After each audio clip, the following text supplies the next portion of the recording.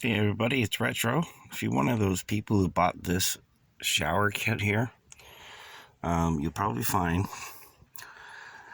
it'll work great for the first little bit, and then it'll break. And that's because the pump inside doesn't have a very good design. What I've done is I've gone to Canadian Tire and I bought a pumpable bilge, whatever it's called, and I've attached it to my hose end.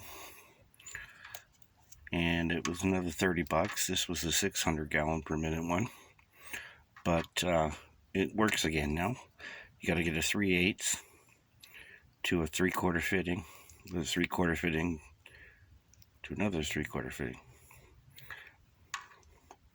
Anyways, keep your old pump or cut off your old pump and just use the switch. I put the switch on my pole here, but keep your switch and keep your head and put one of those on there and problem is solved. You end up paying $70 instead, so I would advise that you get this for as cheap as possible because you know it's going to break. Anyways, take care.